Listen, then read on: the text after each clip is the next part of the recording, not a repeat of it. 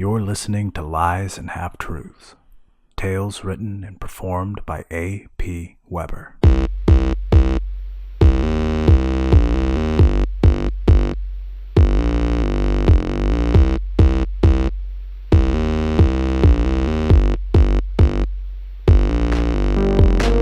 Roland has discovered the witch is trying to capture the ancient god sleeping in the well near Reverend Wallace's church.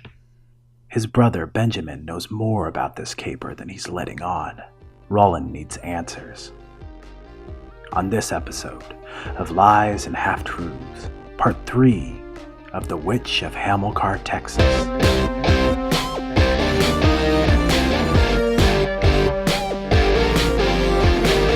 At the end of Part 2, Roland was investigating the basement of the witch's house.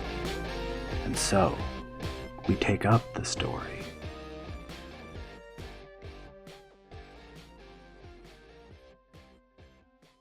It's for the thing in the well, Roland realized. With magic, doesn't matter how big a thing is. The entire population of Manhattan could fit in this wood cask, if the spell were constructed correctly. It'd be a dear spell indeed. This one too. With an ancient one, a small god, the witch would have to know the monster's true name. But it would be possible to capture the beast. Roland studied the vessel for a little while longer. What would the witch do with an imprisoned god?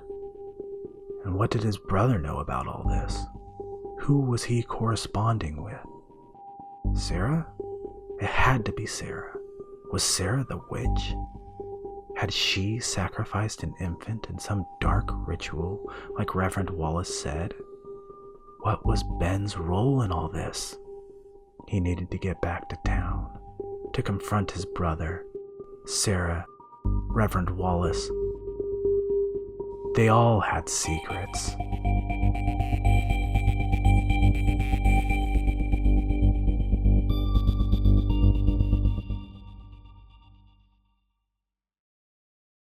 He took the stairs 3 at a time, passed through the living room and threw open the front door. On the other side, snarls, a blur of snapping fangs and bristled fur. He pointed the .38, fired 3 blind shots, slammed the door, and leaned against the inside. He could feel the wolf's claws grinding into the wood at his back. To his right, he saw the curtains pulled up on the ground against the wall. He felt around in the duffel bag for the tin can of lighter fluid. Fire is the best weapon against all manner of witchcraft, his father used to say. Roland squeezed a stream of clear, fragrant liquid at the curtains. He lit a flare and threw it. The fabric caught. Flames climbed the wallpaper. The wolf howled.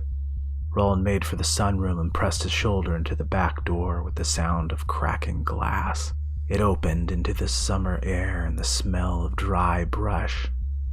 A few paces from the door, he turned in all directions, pistol at eye level.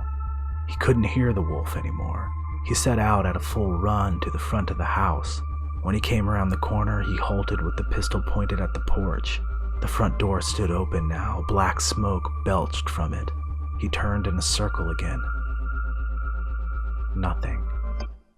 Then bolted to the truck.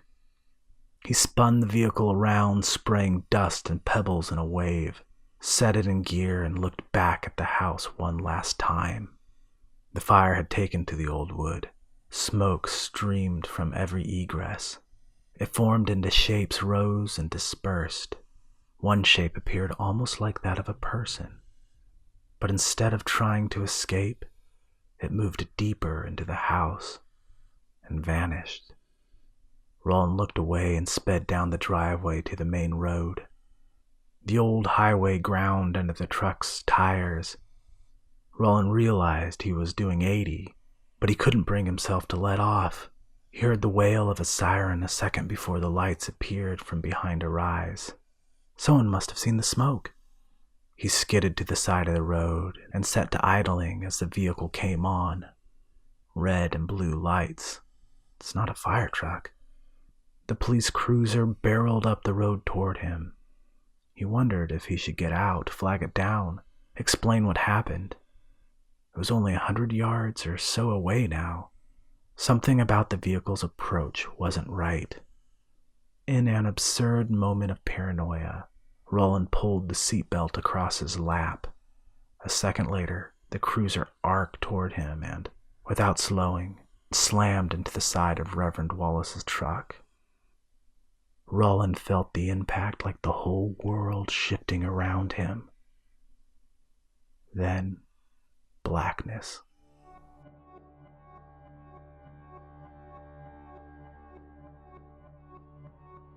His dreams were angry, confused. Waking minds resisted him and sent him tossing on a dark and violent sea. This was the worst way to dream. Then he saw Sarah. A wolf's pelt lay across her narrow shoulders like a shawl. She looked right at him. No one ever did that in his dreams. And pointed at the well. The terrible well he feared as a boy and whose darkness swallowed his dreams. That same darkness now boiled out from its mouth like a slow-motion volcanic eruption. He watched the darkness grow and blot out swaths of blue sky until his vision blurred and everything blended into glaring light and throbbing pain. Roland found himself lying flat against linoleum. A man in a uniform leaned over him, his arms crossed and his weathered face scowling. "He's awake, Reverend." Roland touched a tender spot on his brow, felt a bubble of fluid-filled tissue there. "Sorry about Oliver here, Roland. I told him to go collect you, well, in a tizzy over your brother. He responded with undue vehemence. I suspect you have a concussion, but you'll be all right." The preacher appeared in Roland's view. He held out a Dixie cup. "Water." Roland sat and took the cup. "Thank you. You did what I asked. Went after the witch. Your brother, on the other hand, one of my people caught him breaking into the church while the two of you were supposed to be investigating the witch. He bolted. What was Ben after, Roland?" Roland took a sip of water. Reverend Wallace snorted. "Best talk, boy." He wanted to talk, but he couldn't collect his thoughts. The room kept turning, then jerking back to center. The water slipped from his hand, and darkness closed in on him again. The police officer's mind felt like grinding gears. It jammed up at Roland's touch and shot him through with pain, that electrical chewing on aluminum foil sensation. Then he heard Reverend Wallace's voice. "Come on over here, boy. I'll give you sanctuary." The voice took him, as if by the hand. He stood now steady on his feet in the police station. And there was the Reverend, no longer old, no longer stooped. The officer stood beside him, inanimate, like a wax statue. "Dreamwalker, huh?" said the old man, now young again. His voice had a queer quality, like the sound of your own voice when you plug your ears. Roland's head didn't spin anymore, but the scenery felt all wrong and off-kilter anyway. "What's happening?" "You're not the first hunter with that gift. Had a friend back when. We could do this while we were both awake." He gestured at the frozen officer. "Time's screwy like this, though. For Oliver here, it's not passing at all." "I'm in your head, without dreaming," Roland realized. "And I'm aware of it, so I can keep my secrets and you can keep yours." Roland nodded. "Secrets? Like what's in the well?" The Reverend frowned. "I see. You think I take it lightly. I don't. There has to be another way. Some things are bigger than any of us, boy. You know the world will end one day, when the stars are right. That daimon is one of a legion sleeping in the abyss. I don't know why, but its sleep is shallower than the others. It stirs in its hunger. Should it awaken, God knows what will happen. Maybe it just devours our little town. Or maybe all of Texas.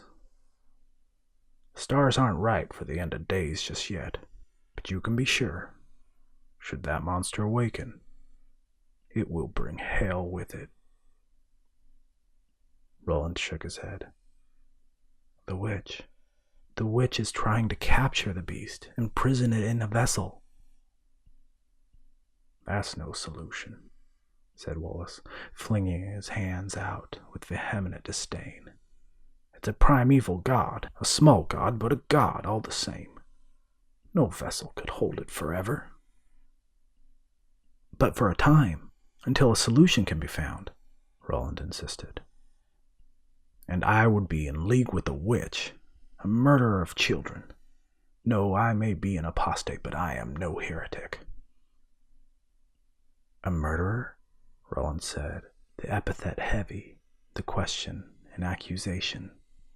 The preacher looked at the boy with his fiery eyes. They all go willingly. All the sacrifices do. You manipulate them with your own gift. I use my gift to give them peace, to give them courage.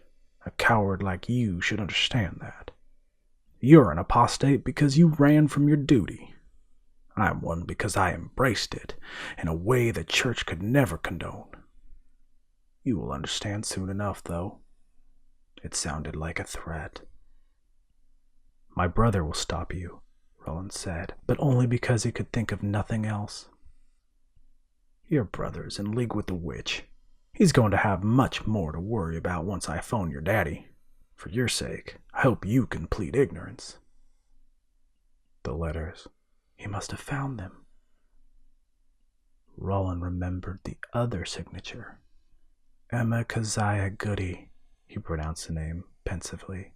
Do you know who that is? The preacher gave him a joyless smile. She owns the house you burned down. You did good work there, if not a bit sloppy, due to cowardice, I'm sure. I know you had doubts, but you let good doctrine guide you. Now I fear your doubts are getting the best of you. So I've made a decision. You're going to take the place of one of the sacrifices.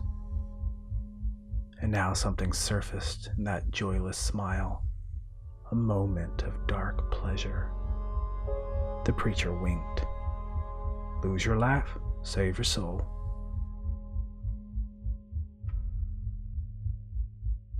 The townspeople filled the pews. The balcony stood in the back of the church, and in the aisles they sang, "A Mighty Fortress is Our God." And when the hymn was concluded, Reverend Wallace approached the podium. Roland watched from where rough-handed men had positioned him at the front of the church, alongside 4 others who had been chosen as sacrifices. They all wore white baptismal gowns. Crimson marked the left shoulder of his and ran down his chest. His eyelids sagged as the figure of Reverend Wallace gripped the edges of the lectern, and leaning over it to survey the attentive crowd, the stern and grizzled figure of a hellfire preacher of the old school blurred in and out of focus. The preacher stretched out a hand as if reaching to touch the congregation. "Father," he exclaimed, "we come before you without pride. We are humbled by the sacrifice you have called us to make today. It is not our will that is done tonight, but your will. We are warriors in your cause. Warriors against the forces, the powers, the demonic principalities of this dark age. Today, you have called some of our beloved brothers and sisters home. Bless them on their journey, as their path home will lead them through darkness and hell. Amen." He placed his hand heavily upon the surface of the lectern. "Saints, the Lord has given me a word, not to these martyrs up here beside me, but to you. These martyrs, these saints, are near the end of their race. Their fight is nearly over, and tonight they go to be with the Lord in paradise. You, brothers and sisters, must stay behind. God has called you to remain a little longer in this fallen world, to continue to fight the good fight. The longer the old man spoke, Roland almost stopped hearing his words. He looked out at the crowd. Hard, noble faces gazed up at the preacher. He felt so grateful to them, grateful that, though he would soon be released from his labors, they would remain and hold fast to their calling to protect all that is good and holy still remaining in the world. It was a relief. He found himself weeping. The tears rolled down and cut a pink ribbon through the blood on his baptismal gown. It seemed like the Reverend spoke for a long time, although Roland couldn't tell if it was several minutes or hours. But before the sermon had wrapped up, something sharp and loud sounded from the back of the church. The preacher stopped preaching.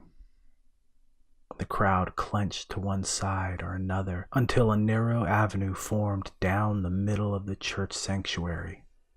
Ben stood in the gap of bodies, his duffel bag strapped across his chest. He rested the barrel of his shotgun against his shoulder and held a pistol out at arm's length, pressing it against the chests of anyone who dared step too close to him. "That's enough out of you, Reverend." Wallace pounded his palms on the lectern. "Oliver!" Ben held up the pistol that had lately been Officer Oliver's sidearm. "He's taking a nap. Now, let's be done with the preaching for the night. Or," he leveled the gun at the preacher, "I drill you. There's not going to be a sacrifice tonight. Understand? We're all just going to take it easy here in the church for a little while. Why don't you get the hymnals out again? Pick a number at random. We'll sing that." The preacher vice gripped his temples, shook his head. "Douglas Donaldson, Will Booth, and David Goss. Disarm him." The congregation closed in around Ben. The preacher lunged sidewise as the lectern splintered with that loud, sharp sound. No more shots were fired. Wallace stood again and raised his arms. The crowd stopped its potherating. Roland saw Ben's bloodied face, hunched shoulders, his body propped up by the men around him. The preacher gestured at a girl of 12 or so standing in a white gown with the rest of the sacrifices. "Betty, you can go on back to your mom and daddy. Go on." They circled up around the well. The moon shone bright silver on the field, illuminating the figure of a girl standing in front of a wood cask. Someone dropped Ben down on his knees. Blood dribbled from his chin. He smiled. "Mission accomplished. Delayed them for like 5 seconds. Sarah knelt in front of him, her brow creased. She looked up at the faces in the crowd. "Daddy!" The preacher stepped forward. "What are you doing, girl?" he said. "Daddy, please. I just need a little more time. I can fix this. Please, just let me finish." Wallace looked at his daughter for a long moment, as if he were looking at her for the first or the last time. He snapped his fingers. "Barbara, go and take that robe off. Give it to Sarah here." A young man standing with Roland pulled his gown over his head. He stepped out from the crowd, nodded at the preacher, and dropped the white garment at Sarah's feet. She didn't look at it. "Daddy, please." "Your whole life I tried to teach you about sacrifice," said Wallace. "Thank God I didn't pass my gift on to you. You never did learn what it would take to serve. Now you'll learn the hard way." Her back stiffened. She clenched her fists. "You have no idea what you're talking about. I can save us. No one else has to die." "You think salvation doesn't come at a price? You foolish, stupid girl." He reached into his pocket and came out with a pile of crinkled papers, Roland recognized them as the letters he had taken from the witch house. The preacher threw the papers at his daughter. "You commune with a witch! You think you can harness the power of darkness and still act self-righteous?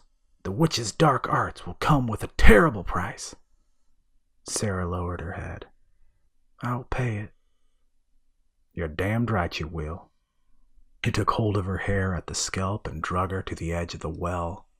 Without another word, he thrust her into the blackness. Ben leapt to his feet. He pulled the duffel bag from his shoulder. Something heavy still weighed in it. He looped the bag's strap around his wrist to wield it like a mace. The preacher saw him coming. He juked left, and Ben swung and missed. 4 men rushed forth. A second later, Ben too disappeared into the well. Wallace pointed at Roland. "Your turn." Roland searched his heart for that peace he had felt in the church during the sermon. It had vanished. He looked at the preacher. The preacher nodded. "If you want, I can make it easier on you." Roland stepped to the edge of the darkness. "I don't want anything from you, you bastard." He pulled off the baptismal gown,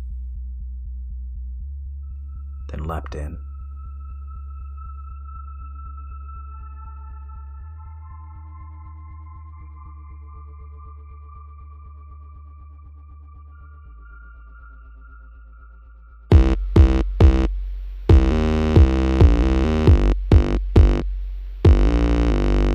Thank you for listening to The Witch of Hamilcar, Texas, Part 3 on the Lies and Half-Truths podcast. This story was written and performed by A.P. Weber. Mackenzie Stubbert provided the music, and Meg Weber produced the show. You can read this story at apweber.com. To give your feedback, send your emails to truthsandhalftruths@gmail.com.